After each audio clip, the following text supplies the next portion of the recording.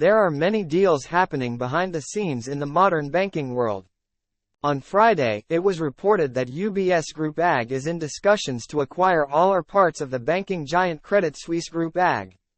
Sources familiar with the talks say that the Swiss Financial Market Supervisory Authority, FINMA, and the Swiss National Bank are involved in the discussions between UBS and Credit Suisse. Regulators from Switzerland note that the merger, called Plan A, is an attempt put even more into the bank in order to help it.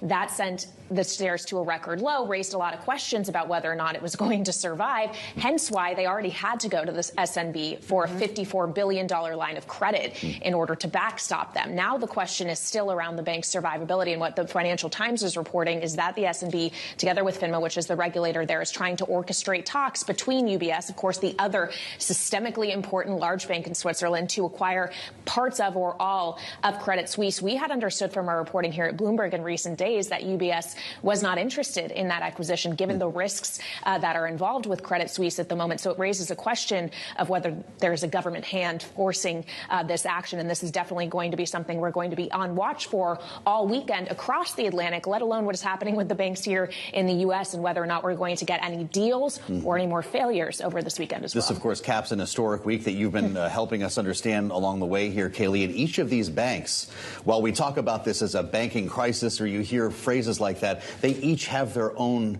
unique problems, don't they?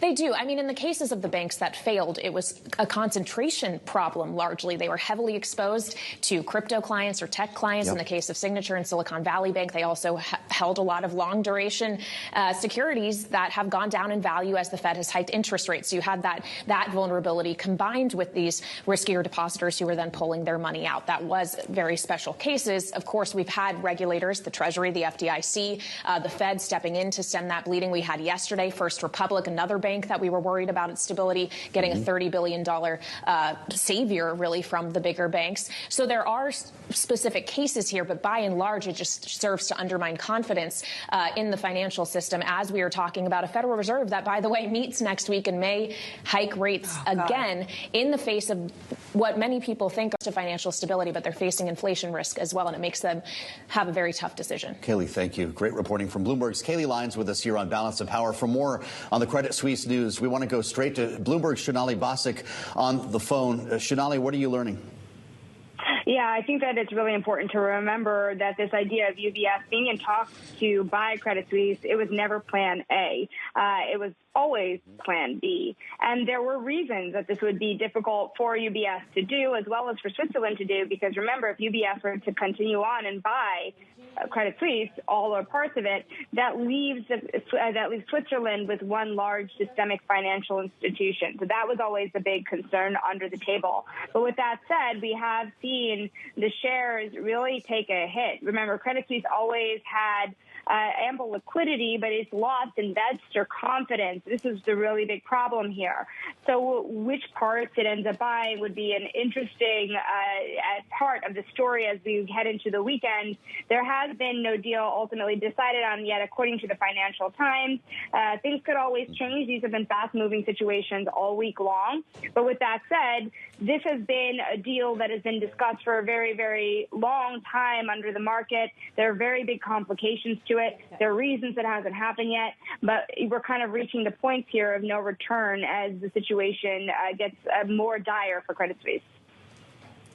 Shonali, thanks so much for jumping on the phone to walk us through this. Just looking at the Financial Times story right now, it says Swiss regulators told their U.S. and U.K. counterparts on Friday evening that merging the two banks was their Plan A to arrest a collapsing confidence in Credit Suisse.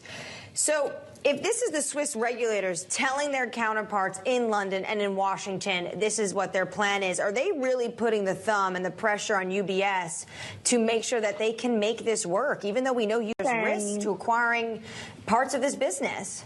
Yeah, how crazy, right? Plan A, fine, but Plan A after the initial Plan A, right? Anne-Marie, I mean, they had just a couple of days ago allowed for a $54 billion lifeline to shore up liquidity via collateralized credit line over to Credit Suisse. So Plan A comes after the first Plan A. This would be Plan B, right, by definition. And so it's an understandable thing to say that this is Plan A in the sense that what's really happening here. It's interesting to see Credit Suisse shares, or ADRs rather, jump on this news, because ultimately there was a sense that this would probably not be enough, because once you tap the central bank, how much more can you keep tapping the central bank? That's also not the most ideal situation either. So, this is something in which, let's see if they do enter the deal ultimately, what it looks like. Because is there a way for UBS to get into this deal? How much support would it require from the Swiss National Bank? How many guarantees would it require? Would it require an additional backstop? I think these are the questions underpinning a deal like this, because even if the Swiss regulators are calling it Plan A, clearly there's a reason this hasn't happened before, and that is all those complications that deal with systemic risk tied to both the Swiss banking system as well as new risks that would be introduced to UBS. Please subscribe our channel and share Expo Bitcoin.